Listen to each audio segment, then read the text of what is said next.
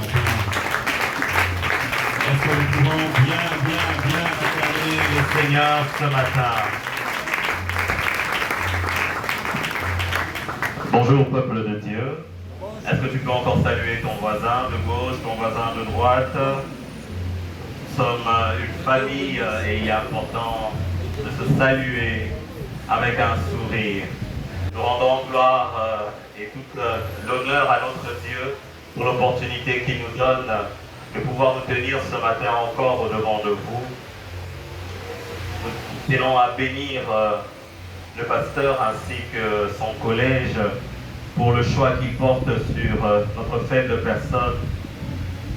Et je tiens aussi à remercier bien sûr toute l'Église pour l'attention qu'il portera à ce message qui nous sera communiqué en ce matin. Je prie que réellement les objectifs de Dieu soient atteints au travers de ce message et que chacun de nous soit édifié selon l'orientation que Dieu donne pour son Église pendant ce moment, pendant cette saison. Comme vous le savez bien, bien-aimés, nous sommes en train, depuis quelques semaines, d'évoluer sur la restauration de la maison de Dieu. Et gloire soit rendue à Dieu pour l'orientation qu'il a donnée à notre pasteur, de pouvoir nous orienter, nous guider à réfléchir, méditer, étudier le livre de Néhémie. Et je bénis le Seigneur pour toutes les interventions précédentes qui sont passées depuis l'introduction de ce thème jusqu'à vendredi encore, où le pasteur est revenu sur Néhémie en insistant sur la prière et sur la volonté de Dieu, en insistant sur l'intercesseur que chaque chrétien est, de pouvoir prier en recherchant la volonté de Dieu, en étant sur la volonté de Dieu. Ce matin, permettez-moi, bien-aimés, de vous proposer ce thème, toujours en explorant Néhémie, surmonter les obstacles pour accomplir la vision de Dieu. Surmonter les obstacles pour accomplir la vision de Dieu.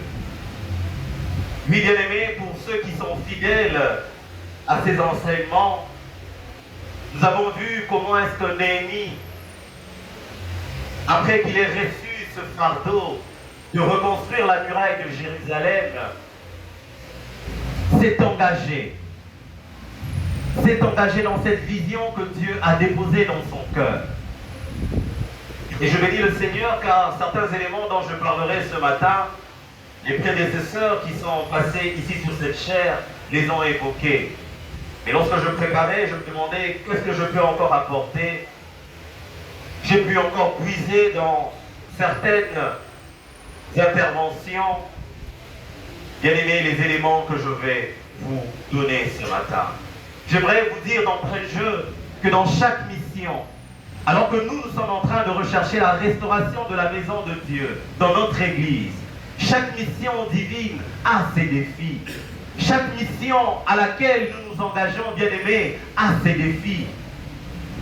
Aujourd'hui, Dieu nous veut dans la restauration de l'Église. Aujourd'hui, Dieu nous veut dans la construction du temple. Aujourd'hui, Dieu nous veut être des Néhémies pour cette Église. Mais laisse-moi te dire, bien-aimé, que des défis, nous les aurons. Car dans chaque mission, il y a des défis. Alléluia. Amen. Et oui, l'ennemi se lève lorsque la mission nous est donnée. L'ennemi redouble des efforts pour nous fatiguer, pour nous assujettir, pour nous ralentir. À chaque fois que Dieu te donne une mission.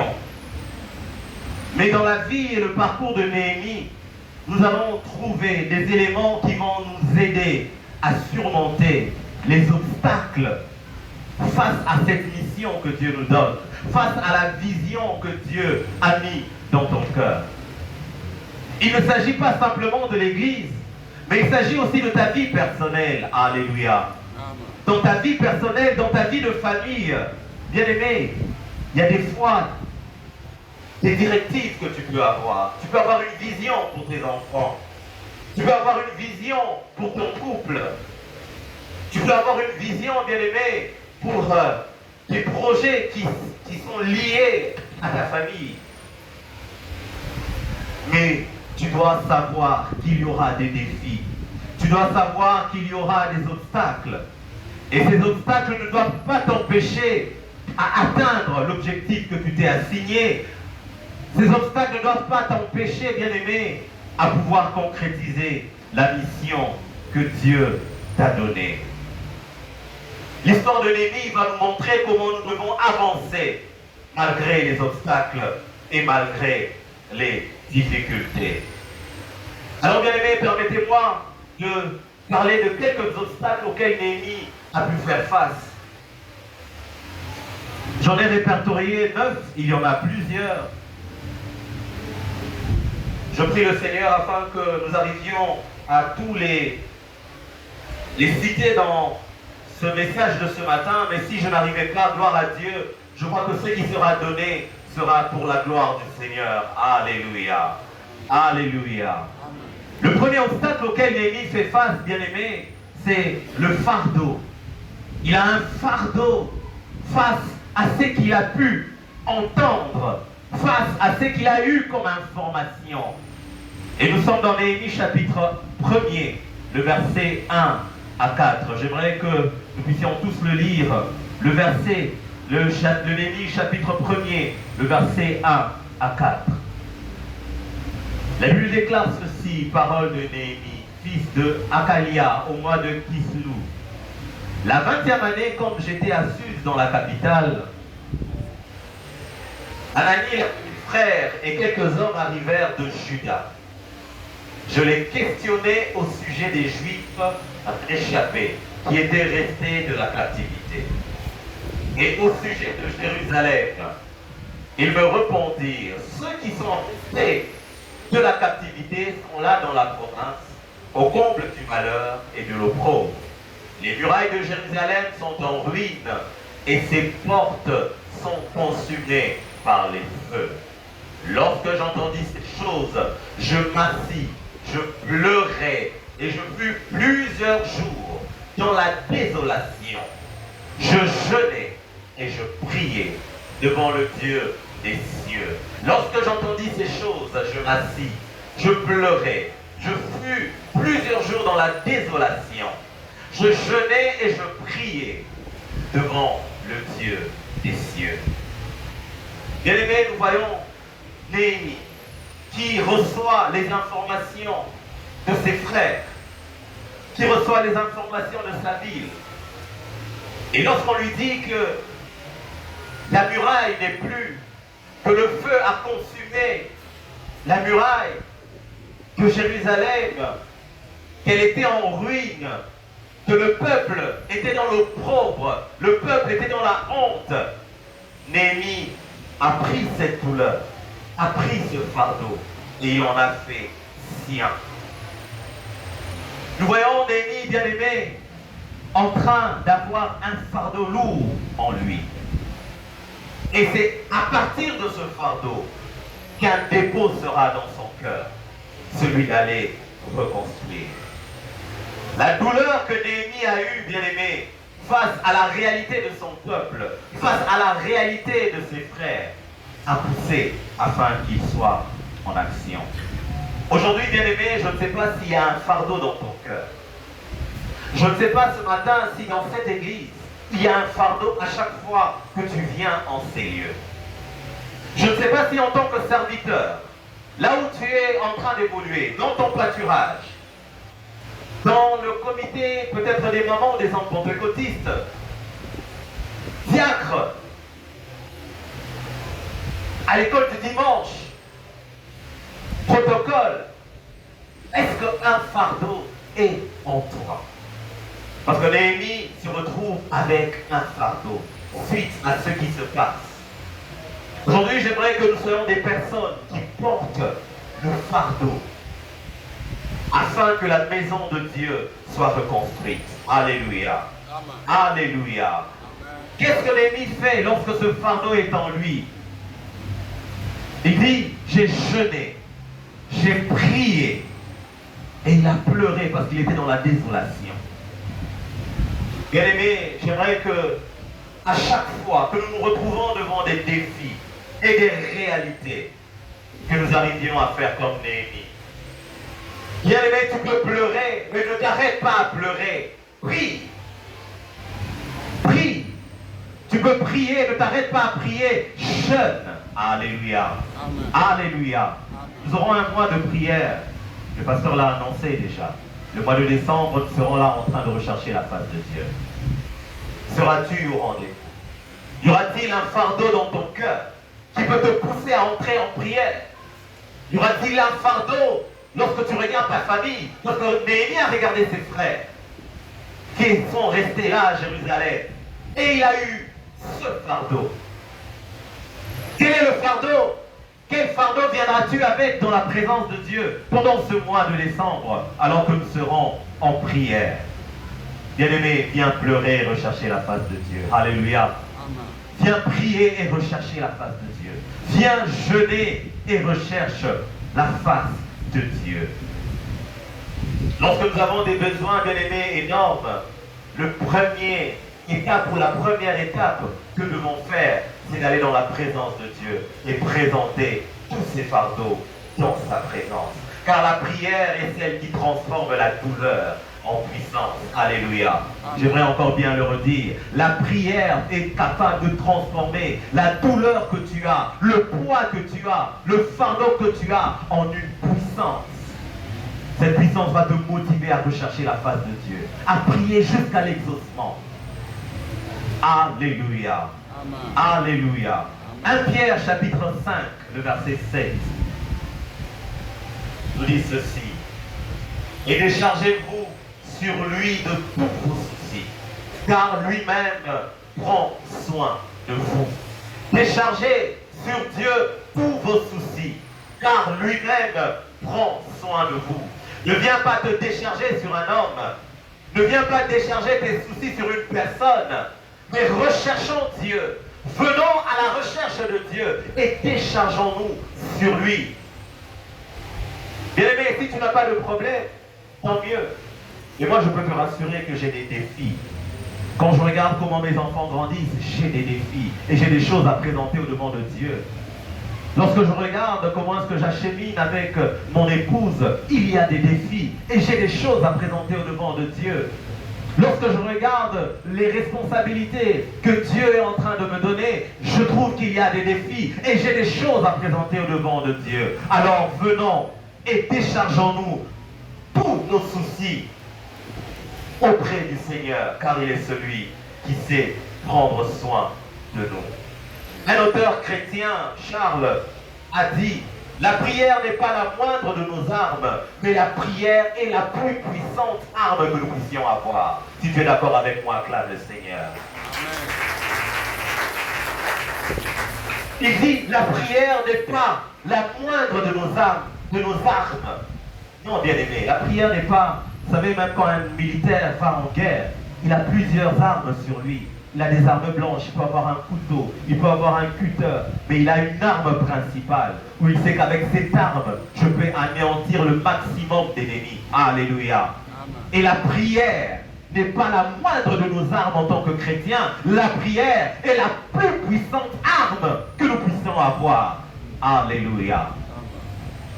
Bien-aimés, transformons nos douleurs en intercession et faisons confiance à Dieu pour agir. Transformons nos douleurs en intercession. Faisons confiance en Dieu pour agir. Et il agira dans ta vie. Cherche le Seigneur, il agira dans ta vie. Alléluia. Le deuxième obstacle que j'aimerais te présenter ce matin, auquel Néhémie a pu faire face, j'en ai dit, il y en a plusieurs, mais j'ai quand même pu répertorier 9. La peur. La peur. La nouvelle lui est arrivée. Ses frères sont dans la désolation. La muraille est en ruine. Que faire? Lui qui n'est qu'un simple chanson. Lui qui n'est qu'un simple serveur. Son rôle, c'est d'aller devant le roi, présenter de la boisson, du vin, le servir et c'est tout. Comment est-ce que ce fardeau pouvait-il se transformer en une opportunité pour changer les choses? Néhémie a fait face à la peur. Plusieurs d'entre nous, bien-aimés, faisons face à la peur comme obstacle. Et nous sommes en train de parler des obstacles qui nous empêchent d'accomplir la vision de Dieu, accomplir la mission de Dieu. La peur est l'une des obstacles. Et je bénis le Seigneur pour les enseignements que nous avons déjà reçus dans cette église, où on nous parle que la peur ne vient pas de Dieu. Alléluia. On l'a toujours dit ici. La peur n'est pas de Dieu. Mais combien de fois avons-nous peur du lendemain? Combien de fois avons-nous peur de ce qui peut arriver à nos enfants, à ta propre vie?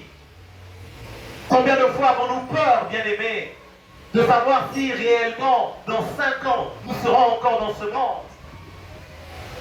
Nous vivons avec la peur chaque jour. La peur de voir un frère tomber et partir. La peur de voir une situation ne pas s'arranger. La peur d'un lendemain qui n'est pas assuré. Néhémie a eu peur lorsque cette nouvelle lui est arrivée. Peur d'aller annoncer au roi ce qui était un fardeau en lui. Néhémie a eu peur, comme beaucoup d'entre nous avons aussi peur. Le roi, on ne venait pas devant lui comme on peut venir devant un ami. On ne s'adresse pas devant lui, on ne demande pas une requête auprès de lui comme on peut le faire. Il y avait un protocole. Même s'il était celui qui pouvait lui servir le vin, il y avait un protocole. Et il avait peur des représailles. Le roi était une autorité. Il pouvait le faire tuer, car il a tout simplement parlé pour présenter un besoin. Déjà que lui-même était un esclave. Nous sommes dans, nous pouvons mettre le texte, Élie 2, 1 à 6. Ça peut nous permettre de comprendre. Au mois de Nissan, la 20e année du roi d'Artaxès, comme le vin était devant lui, je pris le vin, je l'offris au roi. Jamais je n'avais paru triste en sa présence. Le roi me dit, mais pourquoi tu, mauvais visage, tu n'es pourtant pas malade, ce n'est peut-être qu'un chagrin de cœur. Je fus saisi d'une grande crainte. Et je répondis au roi, que le roi vive éternellement. Comment n'aurais-je pas mauvais visage lorsque la ville où sont les sépulcres de mes pères est détruite et que ses portes sont consumées par le feu? Et le roi me dit, que demandes-tu? Je priai le Dieu de cieux. Et je répondis au roi, si le roi le trouve bon et si ton serviteur lui est agréable, envoie-moi en Juda, vers la ville de sépulcre de mes pères, pour que je la rebâtisse. Le roi auprès duquel la reine était assise me dit alors, combien ton voyage durera-t-il? Et quand seras-tu de retour? Il plut au roi de me laisser partir, et je lui fixai un temps. J'aimerais qu'on rentre au verset 2, et nous allons dire quelque chose. Le roi me dit, pourquoi as-tu mauvais visage? Tu n'es pourtant pas malade. Ce n'est peut-être qu'un chagrin de cœur. Je fus saisi d'une grande crainte. Nous voyons que lorsque vous méditez au fait sur Néhémie, vous allez voir qu'au chapitre 1er, les derniers versets du chapitre 1er, Néhémie a pris la décision de parler au roi. Il a pris la décision, après avoir prié, après avoir jeûné, il dit, je vais voir le roi, je vais lui parler. Et au chapitre 2, Néhémie se présente devant le roi. Mais le fardeau qu'il avait même impacté sa mine, son attitude, son aspect extérieur. Tellement que cela avait impacté. Ce n'est même pas Néhémie qui parle au roi, mais c'est le roi qui vient et qui s'adresse à Néhémie. Alléluia. Bien aimé, des fois nous portons des fardeaux. Et des fois même avant que nous puissions parler à Dieu, Dieu sait de quoi tu veux lorsque tu t'approches de lui. Alléluia. N'aie pas peur, bien-aimé. Ton fardeau peut être lourd, mais va dans la présence de Dieu. Solution te sera trouvée. Alléluia. Néhémie n'a pas ouvert la bouche. C'est le roi qui voit que cette personne n'est pas n'est pas bien. On voit Anne qui était aussi dans le temple à la recherche d'un enfant. Elle parlait, elle priait, elle murmurait tellement que ça l'a dépassée. C'est le prophète qui vient la voir et qui lui parle. Oh bien-aimé, présente-toi dans la présence du Seigneur. Il a déjà des choses à te dire. Il est prêt à t'accueillir. Alléluia. Amen. Alléluia. Néhémie fut saisi d'une grande crainte. La peur. J'aimerais dire 3 choses sur la peur rapidement avant de passer en développant, bien-aimé, ce deuxième obstacle. La première chose que j'aimerais dire sur la peur, c'est que la peur, c'est le contraire de la foi. Alléluia. La peur, c'est le contraire de la foi. Les personnes qui ont la foi n'ont pas peur. Ceux qui ont peur n'ont pas de foi. Alléluia. Si tu as la foi, bien-aimé, tu as vaincu la peur. Et à chaque fois que tu as peur d'une situation, c'est que ta foi n'est pas activée pour voir cette chose en train de changer. La foi repose sur la confiance en Dieu et en ses promesses. Mais la peur, elle se repose sur les doutes. Alléluia. Alléluia. Est-ce que je parle à des hommes de foi et des femmes de foi ce matin? J'aimerais que tu bannisses la peur et que tu places la foi, que tu actives la foi en toi. La Bible dit dans 2 Timothée chapitre 1 au verset 7, Dieu ne nous a pas donné un esprit de timidité, mais un esprit de force, un esprit d'amour, un esprit de sagesse. En toi, il y a un esprit de force.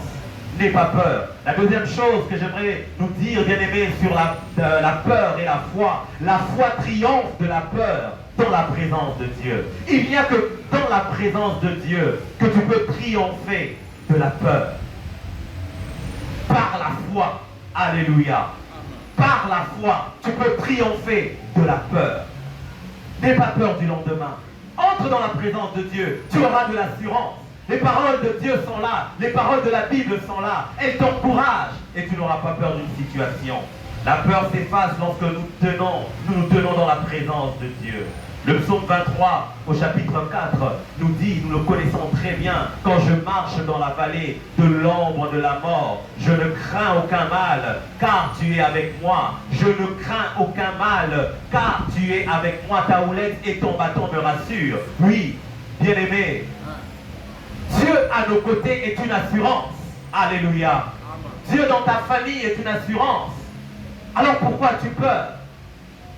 Tu peux traverser la vallée de l'ombre de la mort. Tu peux traverser la maladie. Tu peux traverser, bien aimé, les épreuves. Mais sois rassuré que Dieu est à tes côtés et tu vaincras la peur. Alléluia. La troisième chose que j'aimerais vous dire sur la peur, c'est que la peur est vaincue par l'amour parfait de Dieu. Alléluia. La peur est vaincue par l'amour parfait de Dieu. 1 Jean chapitre 4, verset 18. La crainte n'est pas dans l'amour, mais l'amour parfait bannit la crainte. Alléluia. Car la crainte suppose un châtiment et celui qui craint n'est pas parfait dans l'amour. Oui, bien aimé, l'immensité de l'amour de Dieu pour nous, la peur, elle n'a plus d'emprise en nous. Car nous savons que rien ne peut nous séparer de l'amour de notre Seigneur. On peut lire à la maison Romains 8, 38 à 39. J'aimerais bien le dire, face à nos craintes ou à des obstacles, bien-aimés, ayons le courage de présenter nos projets avec clarté et confiance, en priant pour que Dieu incline les cœurs des rois. Lorsque nous avons lu ce texte de Néhémie 2, 1 à 6, nous voyons que on peut nous le remettre à partir du 4e, du 3e. Nous avons vu Néhémie en train de parler et de présenter ce qui cause son malheur. Le verset 4.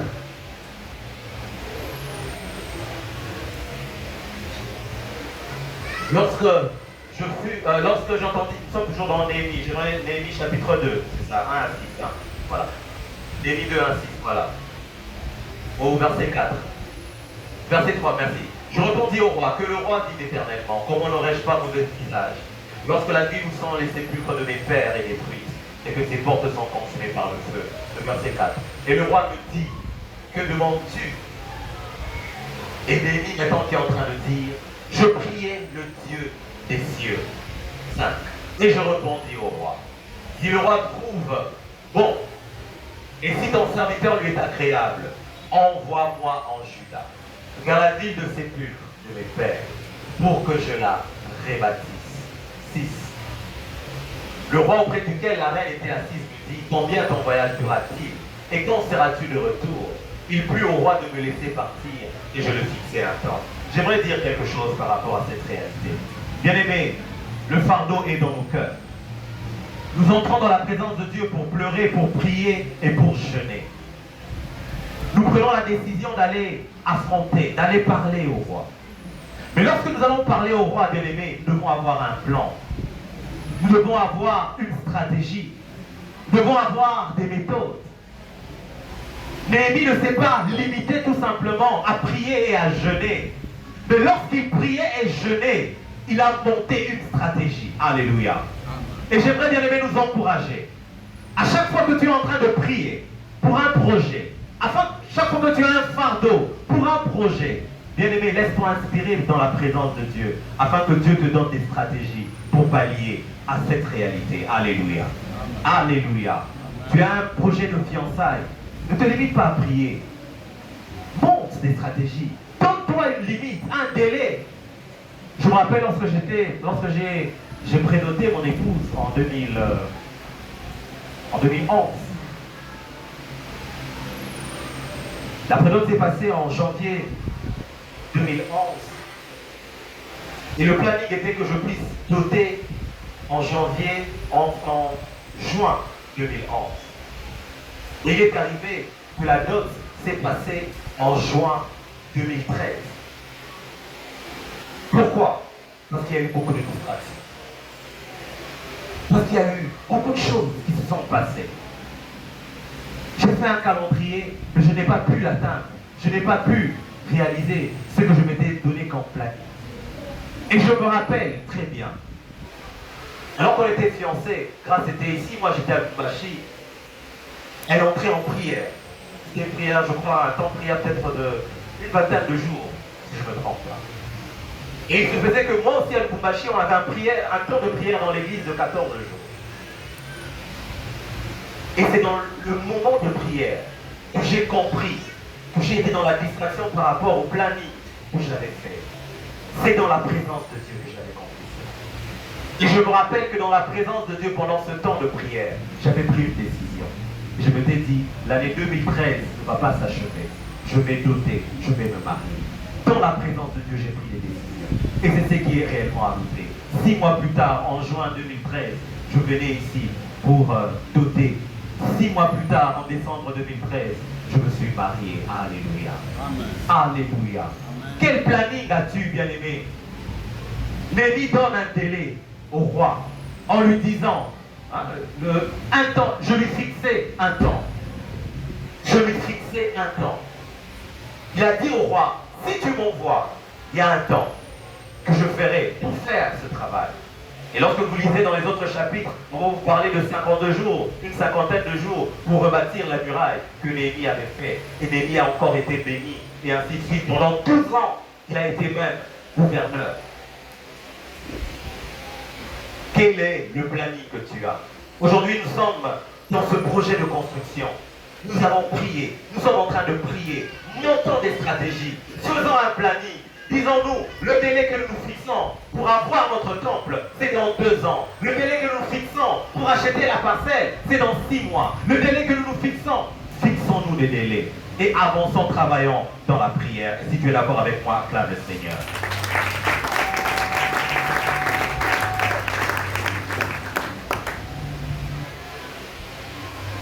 Présentons nos projets avec clarté et avec confiance. N'ayons pas peur, ne disons pas c'est difficile pour nous, on ne le saura pas. Non, nous allons pouvoir le faire. La foi en Dieu permet de surmonter toutes les craintes humaines. La foi en Dieu permet de surmonter toutes les craintes humaines. Le troisième obstacle que j'aimerais vous présenter, auquel Néhémie a fait face. Nous sommes dans Néhémie au chapitre 3, mais nous n'allons pas le lire, nous allons pour Néhémie chapitre 3, c'est vraiment un texte très, très intéressant, où nous voyons comment est-ce que Néhémie, lorsqu'il a reçu tout ce qu'il fallait, il a reçu l'aval du roi, il a reçu la bénédiction du roi, les lettres qui lui permettent de passer dans les différentes provinces pour acquérir les bois dont il avait besoin pour rebâtir. Néhémie arrive au lieu où il doit rebâtir. Néhémie chapitre 3, le verset 5. À côté d'eux travaillèrent les Técoïtes, dont les principaux ne se soumirent pas au service de leur Seigneur. Qu'est-ce qui se passe? Néhémie part. Et lorsqu'il arrive, il fait ses inspections. On a parlé de ça par les orateurs qui sont passés avant moi. Ils vendent des stratégies et ils demandent au peuple de pouvoir maintenant aller et reconstruire.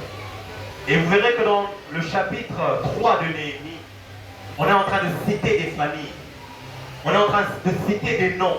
C'est un long chapitre, il y a plusieurs versets qui ne parlent que quelle famille, quelle personne, fils de tel, on lui a donné telle responsabilité. Telle personne, fils de tel, on lui a donné telle responsabilité. C'est tout le chapitre 3. Mais on arrive au verset 5. On nous parle des Técoïtes, dont les principaux ne se soumettent pas au service de leur Seigneur. Il y a eu un groupe de personnes qui ont refusé de se soumettre aux directives que Néhémie avait données. Parce qu'il a pu répartir les tâches dans les différentes familles afin que cette muraille soit reconstruite. Bien aimé, un des obstacles auxquels nous pouvons faire face lorsque nous sommes en train de réaliser ou de vouloir réaliser la mission de Dieu, c'est le manque d'engagement collectif. Nous sommes une église. Le pasteur nous encourage à tous nous engager pour servir. Tous nous engager pour chacun mettre sa brique. Mais il peut arriver que certaines personnes fassent la tête dure. Il peut arriver que certaines personnes ne soient point convaincues. Il peut arriver que certaines personnes ne veulent même pas s'engager. Néhémie a rencontré cela. Et ce sont aussi des choses que nous pouvons rencontrer sur notre parcours. Tu as une vision pour ta famille, tu as une vision pour ton foyer, mais tu vois que c'est peut-être ton épouse qui n'est pas avec toi dans cette vision. Tu vois qu'il y a peut-être un de tes enfants qui n'entre pas, donc c'est que toi tu as eu à prévoir. Ça peut arriver. Mais dans ce manque d'engagement, bien-aimé, ne te décourage pas. Nous voyons des nobles qui refusent d'avancer avec Néhémie, qui refusent de pouvoir accomplir la tâche qu'on est en train de leur donner. Mais nous devons savoir que lorsque nous avançons de manière collective, oui, bien-aimés, nous pouvons avoir des résultats positifs. Alléluia. Alléluia. Nous devons savoir nous motiver les uns les autres. Nous sommes dans ce merveilleux projet. Lorsque tu vois ton frère étant faible, motive-le. Parce que c'est un travail collectif. Motive-le. C'est un travail d'ensemble. Ensemble, nous devons construire cette muraille. Ensemble, nous avons, bien aimé, tout, chacun de nous, une pierre à emmener. Moi, je suis constructeur. Généralement, lorsque nous arrivons à l'étape où nous devons couler une dalle, comme par exemple ici, nous sommes sur une dalle parce qu'il y a le rez-de-chaussée, c'est une étape qui n'est pas uniquement pour une seule personne. C'est une étape qui fait concourir plusieurs techniciens d'appoint. Nous avons besoin des coffreurs. C'est eux qui mettent les planches, qui mettent le bois pour soutenir le poids de la dalle. Nous avons besoin des ferrailleurs. C'est eux, bien aimés, qui tissent les barres de fer pour donner la rigidité à notre structure. Nous avons besoin des tout travaux, des journaliers. C'est eux qui vont faire le mélange du ciment, du sable, du gravier afin de constituer le béton. Nous avons besoin des maçons. C'est eux qui vont aplanir la dalle afin qu'elle soit plate et bon pour un bon résultat. Nous avons besoin des électriciens. C'est eux qui font passer les câbles dans la structure de la dalle afin que ceux qui sont au rez-de-chaussée voient et de la lumière. Nous avons besoin des plombiers au cas où il y a une toilette, des sanitaires qui doivent déjà poser leurs tuyaux. Nous avons besoin de l'ingénieur qui doit tout coordonner. C'est un travail d'équipe. Jamais l'ingénieur seul ne viendra et dira, voilà, mettez le béton se met et ça se fait. Jamais. Alléluia. C'est un travail collectif. Et vous verrez que le jour où on coule la dalle, tous ces techniciens d'appoint sont là. Parce que si lorsqu'on coule la dalle et qu'on trouve qu'à un moment la dalle veut fléchir, on appelle le charpentier, viens renforcer ton bois ici. Si à un moment on voit que les câbles qu'on a mis sont en train d'être totalement noyés, on ne voit plus les deux bouts, on appelle l'électricien, viens tirer tes câbles, nous devons voir les bouts. Et ainsi de suite. Alléluia. Nous sommes engagés dans un travail collectif. Chacun a un rôle à jouer. Pour la construction de l'église, pour la restauration de la maison de Dieu, pour la mission que Dieu nous donne, toi et moi avons un rôle à jouer. Tu as un rôle à jouer dans ton pâturage. Ne néglige pas, il faut y aller. Tu as un rôle à jouer, bien-aimé, dans l'assemblée. Les vendredis, nous avons des enseignements qui nous baptisent. Tu dois venir, quels que soient les embouteillages, les sens uniques, la période, venant, viens même en retard, mais viens. Et c'est le Seigneur qui te bénira. Tu as un rôle à jouer, bien-aimé, lorsque nous sommes en train de prier par rapport, parce que tu peux apporter ton énergie dans la prière et cela va faire avancer les choses. Tu as un rôle à jouer chez les mamans, tu as un rôle à jouer à la jeunesse, à l'école du dimanche, au protocole, dans les différents départements, tu as une place. Alors, engageons-nous. Ecclésiaste chapitre 4, verset 9. Deux valent mieux qu'un, parce qu'ils tirent un bon salaire de leur travail. Alléluia. Alléluia. Alléluia. Ce matin, j'aimerais te dire que Dieu ne cherche pas de spectateurs, mais il a besoin des participants actifs. Sois un participant actif. Tout le monde ne passera pas à la chair. Tout le monde ne chantera pas à la chorale. Mais au moins, tu peux apporter ta prière. Tu peux apporter ton argent. Tu peux apporter ton temps. Tu peux apporter tes réflexions. Tu peux apporter, bien-aimé, ce que le Seigneur a mis en toi afin d'accomplir la vision de Dieu. Quatrième obstacle auquel Néhémie a fait face, je suis en train de clôturer, je crois qu'on ne pourra pas finir tous les points, mais je préfère rester dans le temps qu'il nous est donné et en prier. Néhémie a fait face aux moqueries et au mépris.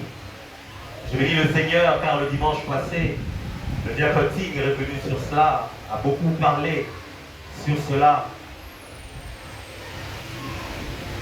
Les moqueurs, les moqueries. Les moqueries peuvent être un obstacle et sont souvent des obstacles pour nous empêcher d'accomplir la vision de Dieu. Le mépris. Néhémie 4, 1 à 3. Sanballat et Tobija est en train de se moquer. Lorsque Sanballat apprit que nous rebâtissons la muraille, il fut en colère et très irrité. Il se moqua des Juifs et dit devant ses frères et devant les soldats de Samarie, à quoi travaillent ces Juifs impuissants? Les laissera-t-on faire?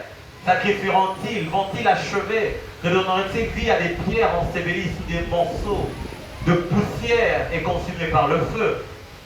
Tobija l'Ammonite était à côté de lui et il dit qu'il bâtisse seulement. Si un renard s'élance, il renversera leur muraille de pierre.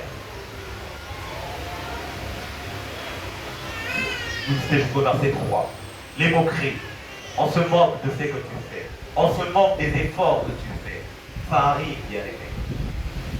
Vous savez, lorsque Dieu te donne la vision, bien-aimé, c'est à toi qu'il l'a donné. Noé a fait face aux moqueries.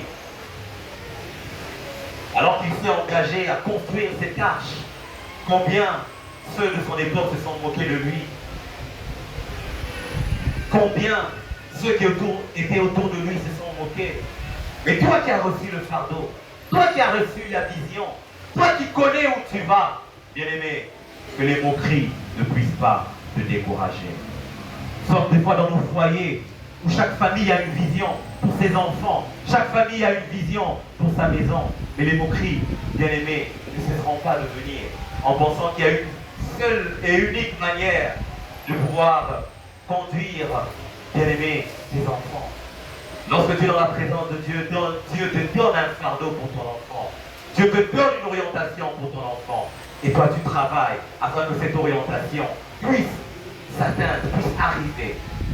Tu peux rencontrer de l'opposition. N'aie pas peur, avance. Les résultats feront changer ta vie aux uns et aux autres. Alléluia. Alléluia. Dieu donne une vision à cette église. Les moqueries peuvent venir. Les gens peuvent dire n'importe quoi. Mais nous savons ce que Dieu a mis en nous. Nous savons ce que Dieu veut que nous puissions faire. Alors nous nous levons et nous bâtissons. Nous nous levons et nous avançons. Quel que soit ce que les gens peuvent dire autour de toi, nous savons ce que Dieu a dit à nous par rapport à cette vision. Ne laisse pas les critiques te détourner de la mission divine. Ne laisse pas les critiques te détourner du flambeau que Dieu a mis en toi. Je me rappelle un jeune avec qui j'avais évolué à Lubumbashi dans la chorale. Il chantait très mal, il chantait faux. Et on avait du mal à lui donner le micro. Bien aimé, j'ai quitté Lubumbashi, je suis venu ici il y a 3 ans, je crois. Lorsque je regardais le culte de cette église, j'ai vu ce jeune au micro. Et c'était lui qui lidait. Et c'était merveilleux. Les gens étaient dans la louange. Les gens étaient dans l'adoration. Et j'ai dit, ah, il était jeune ici. À l'époque, il n'y arrivait même pas. À l'époque, il chantait faux. À l'époque, on devrait lui désorienter. Lui dire, non, ta place n'est pas ici, ta place est ailleurs. Il a persévéré. Malgré les moqueries, il a persévéré. Bien aimé, malgré les critiques, persévère. Alléluia. Ne laisse pas les critiques te détourner de la voie de Dieu et de la mission que le Seigneur t'a donnée. Je vais finir par le 5e point. Nous n'aurons pas le temps de pouvoir exploiter tous les 9 obstacles. La dernière obstacle que je vais vous présenter ce matin, c'est les menaces physiques et l'opposition. Dans le parcours que Néhémie a eu, il y a eu un grand obstacle, des menaces physiques et l'opposition. Et là, nous allons le lire bien sûr dans Néhémie chapitre 4, 7 à 17. C'est un long texte. Je n'aimerais pas, nous n'allons pas le lire faute de temps, mais nous pouvons le lire à la maison. Nous avons vu comment est-ce que les ennemis ont commencé à préparer une attaque pour stopper le travail de Néhémie. C'est un texte très intéressant. L'ennemi est en train de se lever pour attaquer physiquement. Ils ont essayé avec des moqueries, ça n'a pas marché. Ils ont essayé pour décourager, ça n'a pas marché. Ils ont essayé, ils ont changé de stratégie. L'ennemi rôde, hein, bien aimé, il rôde dans nos familles, il rôde autour de nous. Et il monte des stratégies. Lorsqu'une stratégie ne marche pas, il va dans une autre stratégie. Lorsqu'une autre stratégie ne marche pas, il emprunte une autre. Et là, on voit une autre stratégie que les ennemis de Néhémie ont pour le détourner de la mission que Dieu lui donne. Les ennemis ont dit qu'ils vont carrément attaquer physiquement ceux qui construisent la muraille. Et j'aime ce que Néhémie dit au verset 14. Je ne sais pas si la technique peut nous essayer de mettre au verset 14, mettre le verset 14 toujours de Néhémie 4. J'aime ce que Néhémie dit pour reconforter. Je regardais, mettant les pieds, je dis aux grands magistrats et au reste du peuple, ne les craignez pas. Souvenez-vous du Seigneur, grand et redoutable. Combattez pour vos frères, combattez pour vos fils, combattez pour vos filles, combattez pour vos femmes, combattez pour vos maisons. Alléluia. J'aimerais encore bien le dire. Ne les craignez pas. C'est que Néhémie dit à tout le peuple. Souvenez-vous du Seigneur grand et redoutable et combattez pour vos frères, combattez pour vos fils, combattez pour vos filles, combattez pour vos femmes, combattez pour vos maisons. Il y a une grande adversité qui se lève. L'ennemi maintenant attaque physiquement. Et vous verrez que lorsque nous lisons ce texte, vous allez voir que Néhémie, après avoir levé son peuple et les motivé, l'ennemi a compris que le peuple savait qu'ils allaient venir. Et l'ennemi a rebroussé chemin. Et depuis cette période ou ce temps, ou cette étape, voilà, depuis l'étape qu'a franchi l'ennemi dans sa stratégie, Néhémie a changé aussi de stratégie de construction. Vous allez voir, lorsque vous allez lire un peu plus bas, la Bible dit que Néhémie a divisé l'équipe qui travaillait en deux. Il y avait maintenant des personnes qui veillaient, qui gardaient, prêts au combat. Et vous allez voir que même un peu plus bas encore, on dit que ceux qui construisaient, dans une main, ils avaient, bien aimé, les outils de combat. Et dans l'autre, ils avaient le outil de construction. Alléluia. Alléluia. Alléluia. Bien aimé, l'ennemi change de stratégie. Et des fois, ça peut arriver que nous sommes secoués. Totalement secoués. Il n'est plus un combat spirituel. Mais il arrive que dans notre physique, dans notre corps, dans notre structure, nous soyons dérangés, menacés, changeant de stratégie. Alléluia. Alléluia. Et pendant ce mois de prière, bien-aimés, nous allons prier et nous allons combattre. Nous allons prier et nous allons travailler. Nous allons prier comme on l'a lu. Nous allons prier pour nos femmes. Nous allons prier pour nos maris. Nous allons prier pour nos fils, pour nos filles, pour nos maisons, pour notre église. Nous allons prier pour notre peuple. Que le Seigneur se lève. Nous voulons voir la main de Dieu à l'œuvre au milieu de nous. Alléluia. Amen. Alléluia. Amen. Cet extrait nous montre tout simplement que Néhémie était vigilant. Et des fois, en tant que chrétiens, nous manquons de la vigilance. Nous nous contentons de prier, mais nous ne sommes pas vigilants. Nous nous contentons de prier, mais nous ne sommes pas vigilants. Néhémie était vigilant. On construisait, on construisait, on construisait. Maintenant qu'il y a des attaques physiques, on change de stratégie. On construit, mais on est vigilant. On construit, mais nous avons aussi nos armes en main. Nous construisons, mais nous prions aussi. Nous construisons, mais nous prions. Nous construisons, mais nous défendons. Je ne veux pas te dire qu'il y a d'abord un temps pour la prière, et lorsque la prière finit, il y a un temps maintenant pour la construction. Non. Dans le temps de construction, nous continuons à prier. Alléluia. Amen. Alors que tu es en train, bien aimé, de rechercher, peut-être tu recherches ce mariage. Tu as prié, tu as prié, tu as prié, tu entres dans le mariage. Bien aimé, ce n'est pas la fin, ne croise pas les bras. Continue à prier. Dans le mariage, des mondes mariés, ils vous diront, il y a des défis. Il y a des combats, il y a des réalités. Ça double encore parce que là tu étais seul avec ta famille. Maintenant tu t'engages avec une autre personne. Il y a des combats des familles qui sont réels. Tu dois encore prier, renouveler d'efforts. Tu cherches un enfant, tu l'as eu. Ce n'est pas la fin du monde. Continue à prier. Continue à combattre. Un projet se réalise, gloire à Dieu, tu construis une maison, tu as une voiture, tu vas en Europe, tu fais tel ou tel projet, tu montes ton entreprise, c'est pas la fin. Continue à prier alors que tu es en train de réaliser ton projet, alors que tu es en train d'exercer dans ton projet. Travailler avec une main et tenir l'épée spirituelle dans l'autre main. Alléluia. Pour ta famille, lève-toi et prie, bien-aimé. Exode 14, 14, l'Éternel combattra pour vous, mais vous gardez le silence. Oui, nous cherchons la volonté de Dieu. Dieu est celui qui combattra pour nous. Ce silence est dans la présence de Dieu que nous allons bien aimer le garder, car dans sa présence, nous nous déchargeons et nous savons qu'il est celui bien aimé qui combat à notre place. J'aimerais bien aimer t'inviter à prier. J'aimerais t'inviter à prier. Je vais présenter 5 points, 5 obstacles qui font face à la mission. Nous sommes inspirés du parcours de Néhémie, des obstacles qu'il a rencontrés. Il y en a plusieurs. J'ai voulu ce matin parler sur ces quelques obstacles. Ce matin, j'aimerais que nous puissions prier.